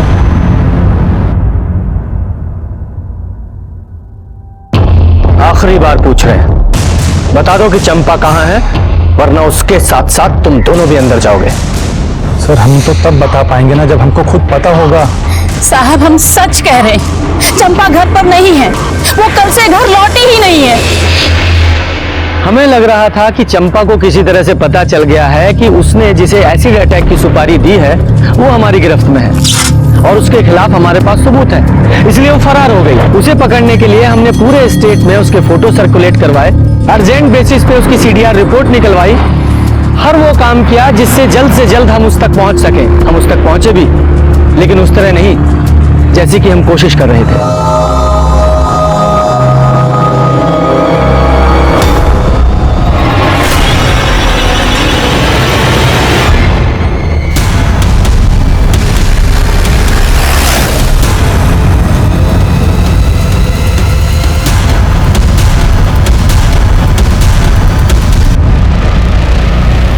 ये घाव देखकर ऐसा लगता है जैसे किसी कट्टे से गोली मारी गई है, क्योंकि रूरल में लोग ज्यादातर उसी का इस्तेमाल करते हैं।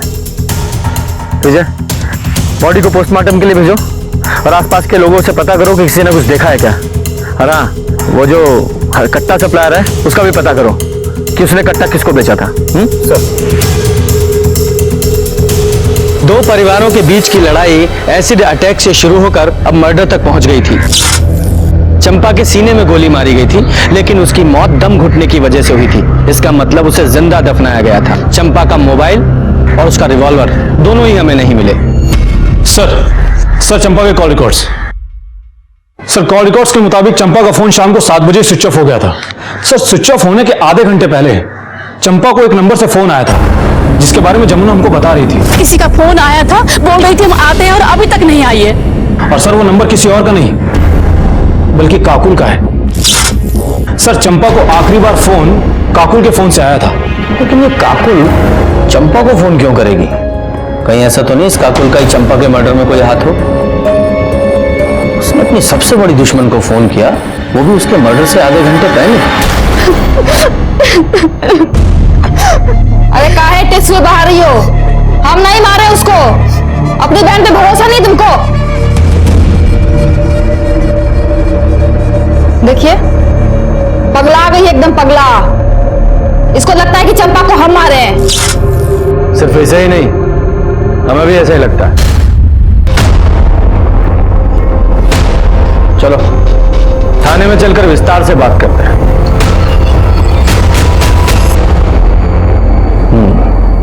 चंपा के मर्डर से आधा घंटा पहले तुमने उसे कॉल किया था, उसके बाद वो अपने घर से निकली थी, उसके बाद वापस नहीं लौटी। ऐसा क्यों? वापस आने का हमको नहीं मालूम। कॉल हम किए थे कि दुश्मनी खत्म करते, वो भी मान गई थी। बोले मिलकर बात करते हैं, इसलिए पानी टंकी के पास बुलाए थे। फिर मुलाकात हुई? बात अकेले आने का हुआ था। हम पहुंच गए थे, 8 बजे तक इंतजार किए, आई नहीं। फोन भी किए, फोन ऑफ था। सोचे महारानी का मूड बदल गया होगा, तो हम भी वापस अस्पताल चले गए, गीता के पास। अपने घर वापस आ गए हम। सुबह पता चला कि कोई उसको मार के ना गाड़ दिया है। इतना दुख हो रहा है ना हमको, एकदम बदला लेने का जो मन था ना, एकदम पूरा नहीं हो पाया हमारा। ऊपर से हमारी बहन दिमाग खा गई है हमारा कि हमने चंपा को मारा है। मानने को तैयार ही नहीं है वो। जरा पता लगाओ कि ये सच बोल रही है या झूठ। क्यों झूठ बोलेंगे हम? क्यों बोलेंगे झूठ? सच बोल रहे हैं हम, सच। अगर काकुल सच बोल रही है कि उसने चंपा को नहीं मारा, तो फिर ऐसा कौन है जिसके पास चंपा को मारने का मोटिव हो? सर काकुल के कॉल रिकॉर्ड्स के हिसाब से तो वो सच ही बोल रही है, क्योंकि उसके मोबाइल लोकेशन में साफ दिख रहा है कि वो शाम को 7 बजे हॉस्पिटल से पानी की टंकी के लिए निकली जरूर थी और 7:15 से 8 बजे तक वो वहीं पर ही थी। उसके बाद में हॉस्पिटल आ गई थी और सर वो क्राइम स्पॉट के पास में भी नहीं गई जहां पर हमको चंपा की लाश मिली थी। और तभी हमें एक बड़ी लीड मिली। छपरा से 50 किलोमीटर दूर किसी केमिस्ट ने एक आदमी को बड़ी मात्रा में एसिड बेचा था, वो भी गीता के एसिड अटैक से 1 दिन पहले। इतनी खबर मिलते ही हमने उस आदमी को उठा लिया।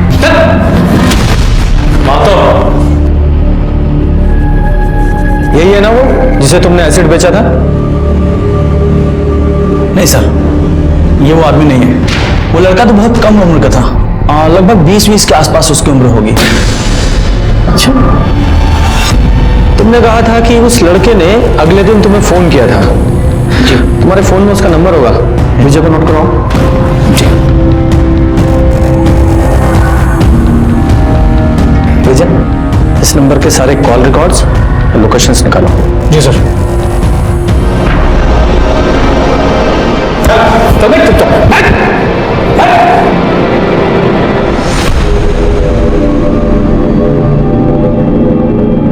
सर, केमिस्ट ने एसिड खरीदने वाले जिस लड़के का नंबर दिया था, उसका फोन तो स्विच ऑफ आ रहा है। सर, केमिस्ट ने जो नंबर दिया था उसका कॉल डिटेल्स और मोबाइल लोकेशन आने में तो अभी टाइम लगेगा, लेकिन ये पता चल गया है कि वो नंबर ललन यादव नाम के कुख्यात अपराधी का है, और सर उसका एड्रेस भी पता चल गया सर। जब तक सीडीआर रिपोर्ट नहीं आती ना, तब तक इस लल्लन यादव को घर पे जाके चेक करो, मिलता है कि नहीं। ललन घर पे नहीं है साहब, हम उनकी पत्नी है। हमको बताइए ना क्या बात है। अच्छा, ललन घर से कब गया था? 10-12 दिन हो गए साहब, एक फोन भी नहीं आया। हम तो खुद ही परेशान हैं। सर, ललन अपने घर पर नहीं मिला है, लेकिन हमने अपना एक कांस्टेबल 24 घंटे सिविल में नजर रखने के लिए तैनात कर दिया है। शायद अपने बीवी बच्चे से मिलने के लिए आए और फिर हमारे हाथ लग जाए। ये लल्लन अपने घर जब आएगा तब आएगा, लेकिन उसके कॉल डिटेल्स आ गए। ये देखो, इस लल्लन यादव का फोन गीता के एसिड अटैक से अगले दिन से ही, यानी कि 17 तारीख से ही बंद था। उसने चंपा से कभी भी बात नहीं की थी। और एसिड अटैक के 2 दिन पहले से जिस नंबर से लल्लन की सबसे ज्यादा बात हुई है वह गीता यादव का। क्या सर, गीता अपने ऊपर एसिड अटैक क्यों करवाएगी? तो मनोज अब तक हमसे झूठ बोल रहा था कि चंपा ने उसे एसिड अटैक की सुपारी दी थी। अब कॉल रिकॉर्ड से तो ऐसा ही लग रहा है। अब मुझे समझ में आ रहा है कि जब हम केमिस्ट को मनोज से मिलवाने लेकर गए थे तो मनोज की हालत क्यों खराब हो गई थी। सच बोल, सच। सर, हमको बिल्कुल समझ में नहीं आ रहा है कि आप क्या पूछ रहे हैं साहब। अच्छा, समझ में नहीं आ रहा है, ठीक है, तो हम तेरी मदद करते हैं। दोबारा पूछते हैं, गीता पर एसिड अटैक तूने किया था? हाँ सर। कितने बजे? 9:15 बजे। नहीं, 9 बजे या 9:15 बजे? सर, 9:15 बजे सर। सर, ये झूठ बोल रहा है। इसने अपनी स्टेटमेंट में 9 बजे का टाइम लिखवाया। ठीक है, ठीक है, इतना चला लेते हैं, 15 मिनट चलता है ना? तो वो एसिड तू कहाँ से लेकर आया था? बताया तो था आपको कि जिस कंपनी में काम करता था वहीं से लेकर आया था साहब। फैक्ट्री का नाम बोल। प्रीमियर केमिकल साहब। प्रीमियर केमिकल, राजीव पासवान की फैक्ट्री है ना वो? मेरे को कैसे मालूम साहब? मजदूर आदमी हूँ साहब, मालिक हम लोगों से मिलता थोड़ी है साहब। फैक्ट्री मालिक से मैंने बात की और उसने हमसे कहा है कि उसकी फैक्ट्री में एसिड का कोई काम नहीं है।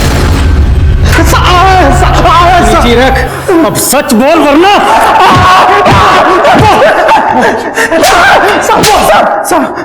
किसके कहने पर झूठ बोल रहा है? बता रहे साहब, बता रहे।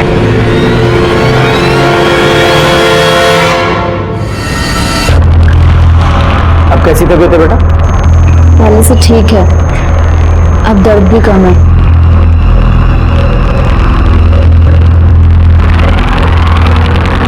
ये फोन तुम्हारा? हाँ। ये फोन सिर्फ तुम इस्तेमाल करती हो या कोई और भी इस्तेमाल करता है? काकू जी का जब फोन खराब हो जाता है तब वो हमारा फोन इस्तेमाल करती है हमेशा। तुम्हारे ऊपर जब एसिड अटैक हुआ था उससे 1-2 दिन पहले उनका फोन खराब हुआ था, मतलब उन्होंने तुम्हारा फोन इस्तेमाल किया था?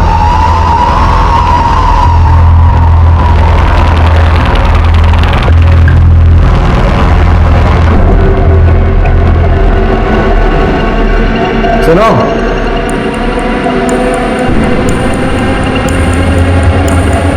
तुम्हें बहुत जल्दी थी ना ये जानने की कि गीता पर एसिड अटैक किसने करवाया? पूछोगी नहीं कौन था वो? किसने कराया पर हमला? चंपा ने ना? नहीं, चंपा ने नहीं, तुम्हारी सगी बहन काकुल ने। उसने तुम पर एसिड अटैक करवाया, मनोज महतो नाम के आदमी को सुपारी देकर।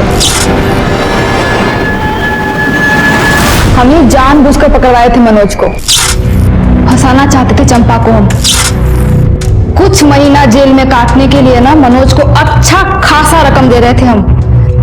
हमको लगा था कि मनोज बोलेगा और आप जाके पकड़ लीजिएगा चंपा को, लेकिन साली पहले ही मर गई। सारे किए कराए पर पानी फेर के रख दिया बस। ये मनोज और लल्लन दोनों क्यों? मनोज अपराधी प्रवृत्ति का नहीं था, हमको पता था कि वो नहीं करेगा, और लल्लन जेल जाने को तैयार नहीं था। तो हम मनोज को मनाए चंपा को फंसाने के लिए और लल्लन को गीता पर एसिड फेंकने के लिए। वो जो प्रिंसिपल वाला लेटर था ना, वो भी हम ही लेके आए थे, और गीता के फोन से लगातार बात कर रहे थे उससे। उस दिन भी हमने ही कॉल किया था एसिड फेंकने के लिए। उस सगी बहन को तुमने एसिड फेंकवाया, उसका ये हाल किया सिर्फ चंपा से बदला लेने के लिए? असल कारण ना चंपा को जेल भेजना नहीं था, संजय को बाहर निकालना था। हम सोचे थे कि चंपा को गीता के एसिड वाले केस में फंसाएंगे और फिर उसके साथ एक सौदा करेंगे। तुमको करना क्या है कि जो कोर्ट में जज साहब के सामने ये बोलना है कि तुम हमसे बदला लेने के लिए संजय को बलात्कार वाला केस में फंसाई हो, ठीक है? और उसके बदला में फिर हम सोचेंगे कि गीता वाला जो केस है ना हम वापस ले ले। तो क्या कहती हो? ठीक है, हम मिलके बात करते हैं। हाँ, अभी मिलते हैं। वो पुराना पानी का जो टंकी है वहां पे। ठीक है। संजय झा ने वाकई चंपा का रेप किया था? हमारे कहने पे किया था, वो हम ही करवाए थे। मानसिक रूप से ना उसको एकदम तोड़ना चाहते थे हम, उसकी भावनाओं को ठेस पहुंचाना चाहते थे ताकि दोबारा हमारे सामने खड़े होने की ना उसकी हिम्मत नहीं हो। लेकिन हुआ क्या? हमने सोचा था कि पुलिस के पास नहीं जाएगी, लेकिन वो गई और संजय को जेल हो गया। हमको तो छुड़वाना था ना, हमारी वजह से गया था वो जेल। उसको तो बाहर निकाल नहीं पाई, अब खुद अंदर जा रही। संजय और अपनी सगी बहन की जिंदगी बर्बाद करके अब जेल में बैठ के लड़ना चुनाव। लेके जाओ इसे। एक मिनट सर। हेलो, ठीक है सर, लल्लन को अरेस्ट कर लिया है और उसने इस बात को कबूल कर लिया है कि काकुल ने ही गीता पर एसिड अटैक की सुपारी दी थी। Very good. एसिड अटैक का केस तो सॉल्व हो गया, लेकिन मर्डर केस सॉल्व होना अभी बाकी था। तभी हमें एक बड़ी लीड मिली। जिस कट्टे से चंपा को गोली मारी गई थी, उसके सप्लायर को हमने ढूंढ लिया था, जिसने हिस्ट्री शीटर भोला पांडे का नाम हमें बताया था।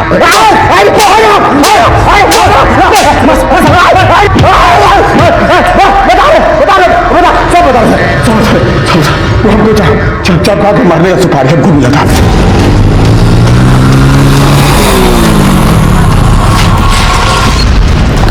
क्या कर रहे हैं बे?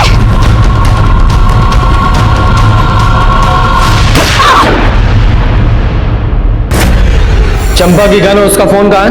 हाँ, उसका गन तो हम सर बेच दिए, फोन हम नदी में फेंक दिए सर। सुपारी किसने दी थी? सुपारी हमको किशनचंद झा। कौन किशनचंद झा? सर, किशनचंद झा तो संजय झा का बाप है, वही है ना?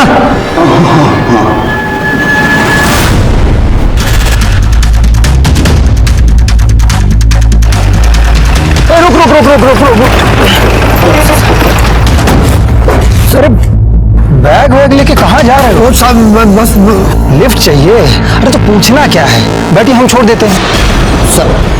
साहब चंपा ना झूठ बोल के हमारे बेटे को फंसाई थी। हमने संजय और जबरदस्ती किया है। हम बहुत कोशिश की, बहुत विनती की उससे, मगर केस वापस नहीं ली वो।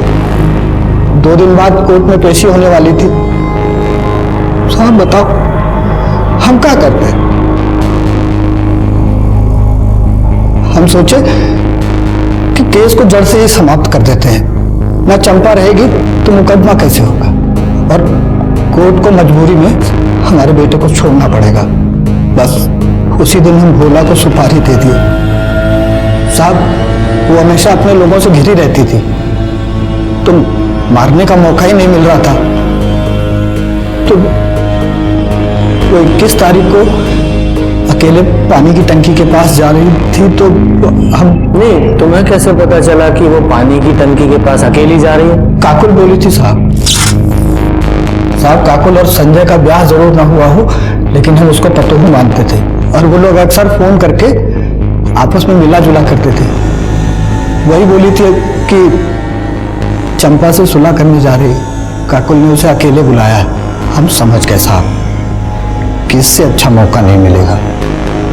हम भी खूब उकसाए उसको, बोले कि सुलह कर लेनी चाहिए, तो भूला को बोले तो भूला गया और अकेले में उसको घर का बच्चा मार दिया। इस केस में ही शुरू से ही विक्टिम दिखाई देने वाली काकुल अपराधी निकली और अपराधी दिखाई देने वाली चंपा वो बुरी तरह जुर्म का शिकार हुई। इस केस में चंपा और गीता दोनों को ही जुर्म की दस्तक मिली थी, लेकिन चंपा ने इसे अनदेखा किया या फिर कम करके आंका और गीता वो देखकर भी बच नहीं पाई। जैसे कि महाभारत में देखने को मिलता है कि दुर्योधन की एक नाजायज जिद इतने बड़े युद्ध का कारण बनी कि मानो पूरा युग समाप्त हो गया। इसी तरह से इन दोनों परिवारों की झूठी खानदानी परंपरा की वजह से काकुल, चंपा, गीता, संजय झा और उसके पिता का जीवन बर्बाद हो गया। जब भी खुद पर अहंकार और दूसरों को नीचा दिखाई देने की होड़ हावी होती दिखाई दे, संभल जाएं। ये जुर्म की दस्तक हो सकती है, इसे अनदेखा ना करें। इसी के साथ मैं सीनियर इंस्पेक्टर रंजीत ठाकुर आपसे विदा लेता हूं। फिर आऊंगा एक नया केस लेकर। तब तक देखते रहिए क्राइम पेट्रोल दस्तक। मकसद बताना नहीं, बचाना है। जय हिंद। क्राइम पेट्रोल के ऐसे ही मजेदार एपिसोड्स देखने के लिए हमारे चैनल को सब्सक्राइब करें